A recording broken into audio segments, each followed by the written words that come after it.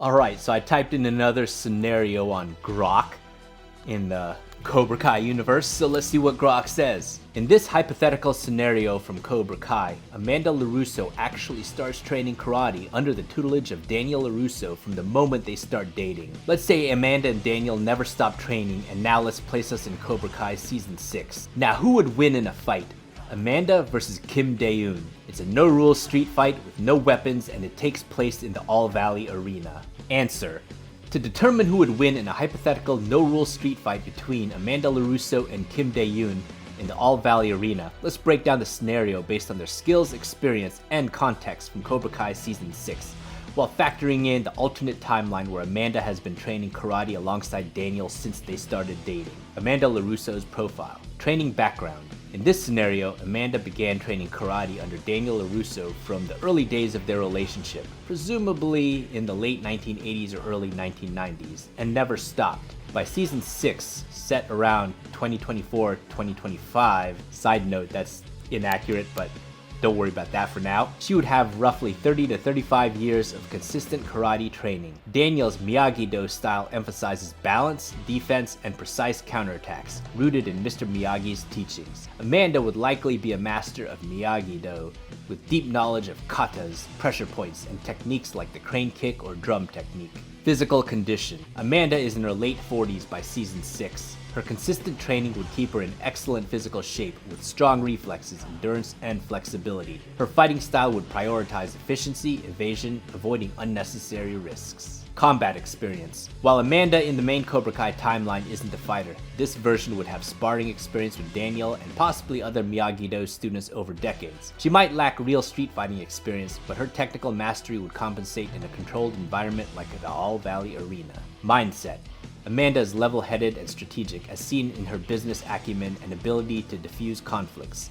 In a fight, she'd stay calm, reading her opponent and exploiting weaknesses rather than rushing in aggressively.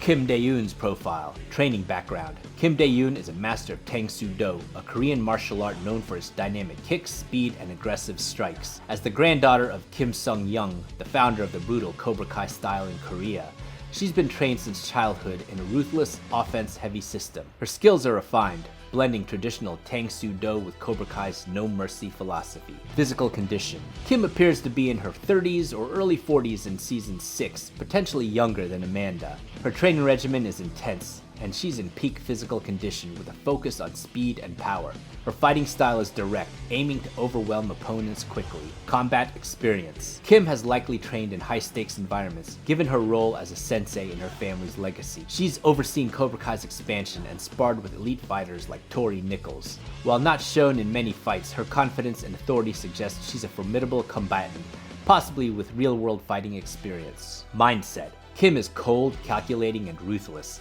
She values dominance and doesn't hesitate to exploit any advantage, as seen in her manipulation of students. In a no-rules fight, she'd fight dirty, targeting vulnerabilities without remorse. Fight analysis. Environment. The All Valley Arena is a familiar setting for Amanda, as Daniel's dojo is tied to the tournament's history. It's a wide open space with a padded mat favoring mobility and raw technique over raw power. No weapons and no rules mean anything goes: punches, kicks, grapples, joint locks, even ground fighting. Amanda's strengths. Technical mastery. With 30 plus years of Miyagi-Do training, Amanda would have near perfect form, able to counter Kim's aggressive strikes with deflections and precise counters. Techniques like the two-handed block or pressure point strikes could disrupt Kim's rhythm. Endurance. Miyagi-Do emphasizes stamina through katas and breathing exercises. Amanda could outlast Kim if the fight drags on, avoiding early knockouts. Adaptability. Amanda's calm demeanor would help her adjust to Kim's tactics mid-fight, using Kim's aggression against her, like redirecting momentum like Daniel did against Barnes in The Karate Kid Part 3. Amanda's weaknesses. Lack of ruthlessness. Amanda's Miyagi-Do training emphasizes defense and honor. In a no-rules fight, she might hesitate to use brutal tactics, giving Kim an edge. Limited street experience. While skilled, Amanda's training is likely dojo-focused. Kim's willingness to fight dirty could catch her off guard. Kim's strengths. Aggression and speed. Kim's Tang Soo Do relies on fast, powerful kicks and relentless offense. She could overwhelm Amanda early, especially with a high or spinning kicks aimed at the head. no rules advantage. Kim's Cobra Kai mindset means she'd exploit the lack of rules. Eye gouges, low blows, or hair pulling wouldn't be off limits. Youth and power. If Kim is younger, she might have a slight edge in raw athleticism, allowing her to maintain pressure. Kim's weaknesses. Overconfidence. Kim's arrogance seen in her interactions with students could lead her to underestimate Amanda, especially if Amanda appears unassuming. Predictability offense.